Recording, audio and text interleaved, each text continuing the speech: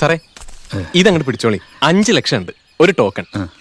ഞാൻ ചോദിച്ചില്ലല്ലോ. കാര്യങ്ങൾ വ്യവസ്ഥയായ സ്ഥിതിക്ക് അങ്ങനെ ഒരു ചടങ്ങുണ്ടല്ലോ. നിങ്ങൾ രജിസ്ട്രേഷൻ വേഗം നടത്തിയാൽ മതി. ഇത്രയും പണം എനിക്കിവിടെ സൂക്ഷിക്കാനാവില്ല.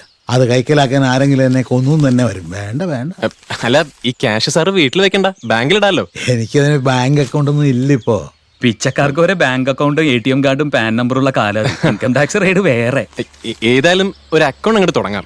ഇനിയിപ്പോ വലിയ പേയ്മെന്റ് ഒക്കെ വരാനുള്ളതല്ലേ. അതൊക്കെ എനിക്കതിന് ഫോർമാലിറ്റീസ് ഒക്കെ ചെയ്യാൻ ആരുമില്ല. സഹായത്തിന് അത് സാറ് വിട്. ഒരൊറ്റ ഫോൺ കോള് ബാങ്ക് ഇവിടെ എത്തും. IDI.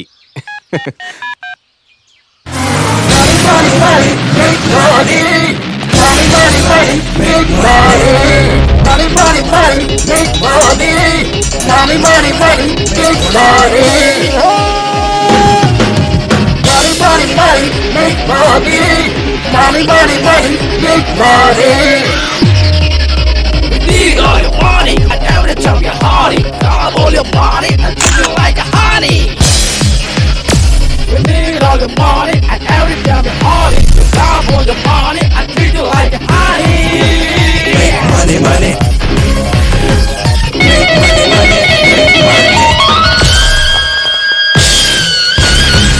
Money. മര്യാദക്ക് ഇരുന്ന് തിന്നൂടെ കുട്ടികളെ നിങ്ങൾക്ക്? ഒരു തൊന്തക്കാലിലും ഒരുത്തി പടാപ്പുറത്തും. അമ്മേ വധു ഡോക്ടറാണ്. എന്താ? അല്ല, ഞാൻ പഴയ പടത്തിന്റെ പേര് പറഞ്ഞതാ. അതിപ്പോ പറയാൻ കാര്യം? അതിന്റെ സെക്കൻഡ് പാർട്ട് വരുന്നുണ്ട്. പേരെന്താന്നറിയോ? ഭരൻ SSLCയും ഗുസ്തിയും. പൊടി പട്ടി. ബീനയുടെ വീട്ടുകാരെ സമ്മതിച്ചിട്ട് ഈ കല്യാണം നടക്കുമെന്ന് വല്ല പ്രതീക്ഷയുണ്ടോ? അവളുടെ അച്ഛൻ ജീവിച്ചിരിക്കുന്നിടത്തോളം കാലം യാതൊരു പ്രതീക്ഷയ്ക്കും വകയില്ല. അയാൾ ഈ അടുത്ത കാലത്തൊന്നും ചാവൂന്നുള്ള യാതൊരു പ്രതീക്ഷയും വേണ്ട. ചാകാൻ പരിപാടിയൊന്നും ഇല്ലെങ്കിൽ തട്ടിക്കളെ ആരെങ്കിലും വിട്ട്. ആരാ? പ്രദീപേ. കൊലപാതകം ആസൂത്രണം ചെയ്യുമ്പോഴേക്കും പോലീസ് എത്തിയോ? എന്താ യൂണിഫോമില്? വായിരിക്കും, ചായ കഴിക്കാം. അമ്മേ ഓൺ ഡ്യൂട്ടിയാ. നീ അത് കഴിച്ചു കഴിഞ്ഞിട്ട് വാ. ചെറിയൊരു പ്രശ്നമുണ്ട്. എന്താടാ പ്രശ്നമെന്ന് വെച്ചാ പേടിക്കാനൊന്നുമില്ല. ആ നടക്കാവിലെ പ്രോപ്പർട്ടി വിറ്റിന്റെ ചെറിയൊരു ഇഷ്യൂ. എനിക്ക് ഡീറ്റെയിൽസ് ഒന്നും അറിയില്ല. കമ്മീഷണർ AC-മാരും ഫുൾ ടീം സ്പോട്ടിലുണ്ട്. നിന്നെ CHനെ വിളിപ്പിക്കാൻ പറഞ്ഞു. എന്താ പ്രദീപേ? പ്രശ്നമൊന്നുമില്ല ടീച്ചറെ, ഒരു സ്റ്റേറ്റ്മെന്റ് എടുക്കാനാ. നടക്കാവിലെ മേനോൻ സാറിന്റെ പണി പാളിയോ? ഞാൻ ദാ വരുന്നു. അല്ല, കുഴപ്പമൊന്നുമില്ലല്ലോ പ്രതിഭേട്ട? ഛേ, ഒന്നുമില്ലെന്നേ.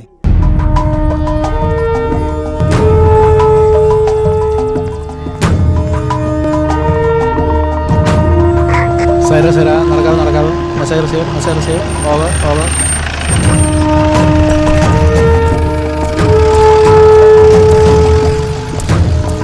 വിജയ സർ, എന്താ സംഗതി? സർ, ഈ വീട് വിൽപ്പന ചെയ്തതിന്റെ പ്രശ്നമാണ്. വീട് ആര് വിറ്റു?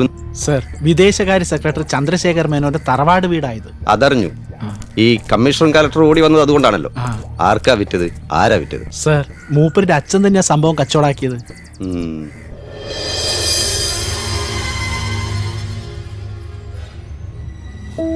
Yes, of course. Biologically he is my father. എൻ്റെ അച്ഛൻ തന്നെയാണ് അദ്ദേഹം. ദിസ് അച്യുത മേനോൻ.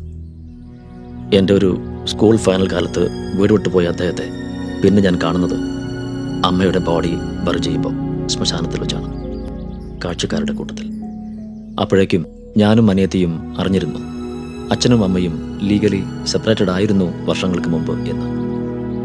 പക്ഷേ അമ്മ അത് ഞങ്ങളെ അറിയിച്ചിരുന്നില്ല. എനിവേ, അനിയത്തി US-ലേക്കും ഞാൻ ഡൽഹിയിലേക്കും തിരിച്ചു പോകുന്നതിന് മുമ്പ് അദ്ദേഹം വീണ്ടും കാണാമെന്ന്. താമസിക്കാൻ ഒരു ഷെൽട്ടർ വേണമെന്ന് പറഞ്ഞപ്പോഴാണ് ഇവിടെ തങ്ങിക്കോളാൻ ഞാൻ അനുവാദം കൊടുത്തത്. ഇപ്പോൾ ലക്കിലെയാണ് ഞാൻ അറിഞ്ഞത് ഇത് വിൽക്കാൻ അദ്ദേഹം നടത്തിയ plan. But he can do this. അതിന് അദ്ദേഹത്തിന് യാതൊരു അധികാരവും അവകാശവുമില്ല. ഒരു ബയർ വന്ന് ടോക്കൺ അഡ്വാൻസ് എന്തോ കൊടുത്തു എന്നാണ് അറിഞ്ഞത്. 5 lakhs. യെസ്, അത് അദ്ദേഹം ഏതോ ന്യൂ ജനറേഷൻ ബാങ്കിൽ IDI. അതെ, അവിടെ ഡെപ്പോസിറ്റ് ചെയ്തിരിക്കുക. അതിൽ നിന്ന് എന്താ ഒരു 25,000 മാത്രം എടുത്തിട്ടുണ്ട് അദ്ദേഹം. അത് ആ ബയേഴ്സിന് തിരിച്ചു കൊടുക്കണം.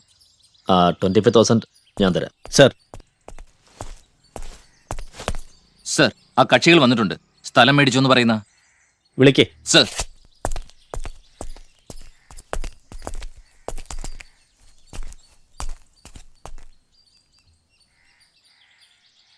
നിങ്ങൾക്ക് കാര്യങ്ങളെല്ലാം മനസ്സിലായല്ലോ. സാർ അദ്ദേഹം ഒപ്പിട്ട് തന്ന എഗ്രിമെന്റ് ഒറിജിനൽ കോപ്പിയുമായി നോർത്ത് എ സിയുടെ ഓഫീസിൽ വരണം. മനസ്സിലായോ? വരാം സാർ. ബാങ്കിലിട്ട് എമൗണ്ട് എടുക്കണം, എന്നിട്ട് അത് ഇവർക്ക് തിരിച്ചു കൊടുക്കണം. ഒരു ചെക്ക് ലീഫ് അദ്ദേഹത്തിന്റെ കയ്യിൽ നിന്നും ഒപ്പിട്ട് വാങ്ങിയിട്ടുണ്ട് സാർ. ബാങ്കിൽ ബാലൻസ് ഉള്ള തുക എഴുതി വാങ്ങിക്കാൻ. അല്ല, മൂപ്പർക്കിത് വിൽക്കാനുള്ള അവകാശമില്ലെന്ന് മനസ്സിലായി. സാറിന് ഇതിൽ താല്പര്യം ഉണ്ടെങ്കിൽ നമുക്ക് ആ പറഞ്ഞ വിലയ്ക്ക് തന്നെ മുറിക്കാം. ബാംഗ്ലൂർ പാർട്ടി ഇപ്പോഴും റെഡിയാണ്. ഞങ്ങൾക്കിതിപ്പോ ആരാണെങ്കിലും കച്ചവടം നടന്നു കിട്ടിയാൽ മതി. മൂപ്പരോട് ഞാൻ 7:30 എന്ന് പറഞ്ഞ് നിങ്ങൾ കാര്യാക്കണ്ട. നമുക്കിതൊരു 8:15 ആ നമുക്കൊരു സിറ്റിംഗിൽ തീർക്കേണ്ട കാര്യമുള്ളൂ. എന്തേ വിളിച്ചോണ്ട് പോടോ.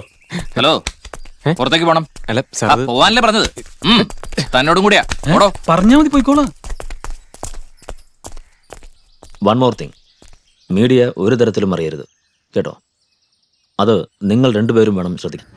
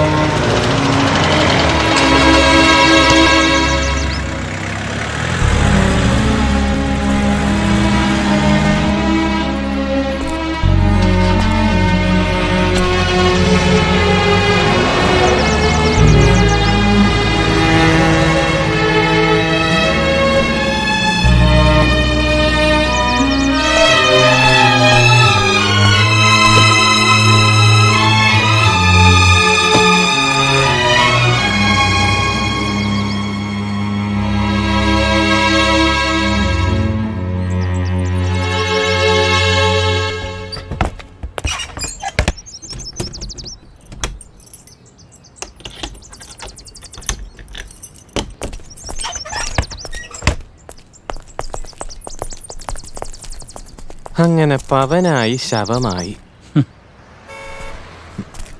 സിയച്ച ഒരു തേമ്പങ്ങ് തേപ്പിയാലല്ല ഇരിക്കും. നോക്കിയേ കാർക്കോടകൻ. പാവം. പാവോ? എന്തു പാവം?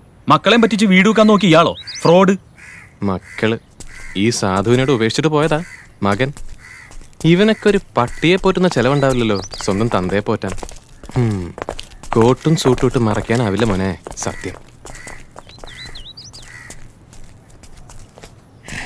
കള്ളം കാണിക്കാൻ ശ്രമിച്ചതാ. കള്ളം കാണിച്ച് രക്ഷപ്പെടാൻ ഒന്നിനും എളുപ്പവഴിയില്ലെന്ന് വീണ്ടും തിരിച്ചറിഞ്ഞു.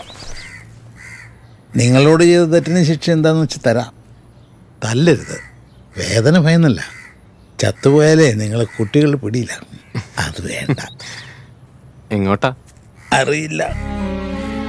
റെയിൽ പാളങ്ങളുണ്ടല്ലോ നീണ്ടു കിടക്കുന്നു.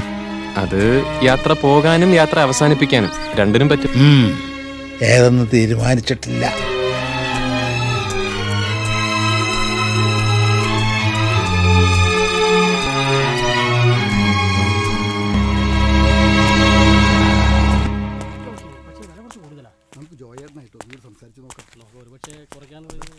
ജോയേ, ഓ ധാരാ വരുന്നേ നോക്ക്. എന്തായാലും അഡ്വാൻസ് കൊടുത്ത് 5 രൂപ തിരിച്ചു കിട്ടിയോ? ഓഹോ, ഞാനാരാ മോൻ. എങ്ങനെയായിരുന്നു രായനക്ക? സെന്റിന് 7.5 പാർട്ടിക്ക്, 9.5 വിൽപ്പന, 2 ലക്ഷം രൂപ സെന്റിന്, മൊത്തം 65 സെന്റ് സ്ഥലം, 1,30,00,000 ലാഭം. ബലൂണ് പൊട്ടിയ പോലെ ആയില്ലേടാ.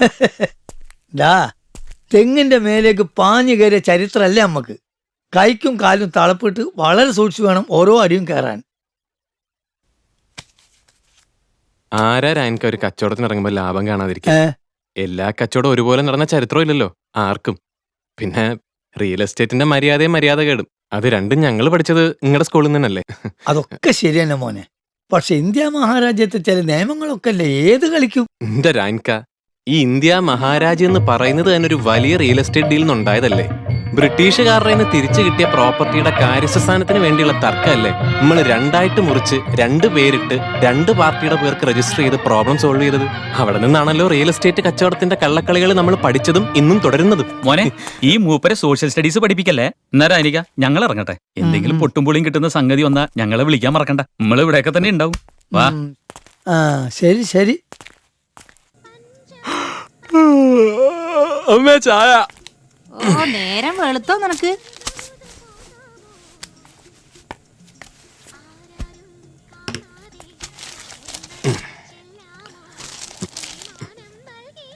മണി ചെയിൻ ജില്ലാ ജഡ്ജിക്ക് പോയത് 75 ലക്ഷം രൂപ. ഓ, ജില്ലാ ജഡ്ജിക്കും പോയോ? ഈ പൈസയൊക്കെ റിയൽ എസ്റ്റേറ്റിൽ ഇടണ്ട എന്റെ ബോസേ. റിയൽ എസ്റ്റേറ്റിൽ ഇട്ടതിന്റെ ഇരട്ടിന്നും പറഞ്ഞ് ഒരു പാവം വീട്ടനെ പറ്റിച്ചോനാ നീ. അതേത് വീട്ടമ്മ? നിന്നെ പറ്റി ഈ അമ്മ തന്നെ. ഓ, അതിപ്പോ ഒരു ആവശ്യം വരുമ്പോ തന്നതിന്റെ 3 ഇരട്ടിയായിട്ട് കയ്യിലേക്ക് വെച്ച് തരില്ലമ്മേ. ഇപ്പൊ അത് മാർക്കറ്റിൽ കിടന്ന് ഓടിക്കൊണ്ടിരിക്കല്ലേ. മാർക്കറ്റിൽ കിടന്ന് ഓടാൻ എന്താണ്ടാ? അത് നായ പൂച്ച മറ്റാണോ? എനിക്ക് ലാഭവും വേണ്ട പലിശയും വേണ്ട, എന്റെ മുതലും കിട്ട് കിട്ടിയാ മതിയേ. ഇത് മുതലോ? ഓ, മുതല്. ഈ മുതല് എന്ന് പറയുമ്പോ ഒരു 3 ലക്ഷം റുപ്യല്ലേ? ഓ, എന്താ പൂച്ച 3 ലക്ഷത്തിനോട്? കുപ്പായത്തിന്റെ കീശ തപ്പിയ 30 ഉറുപ്പ്യ തേച്ചുണ്ടാവില്ലല്ലോ നിന്റെല്. അതിപ്പോ അംബാനിന്റെ കീശ തപ്പിയാലും ഉണ്ടാവില്ല. ഞങ്ങളാരുടെ കയ്യിൽ ക്യാഷ് ക്യാരിയറില്ലല്ലോ.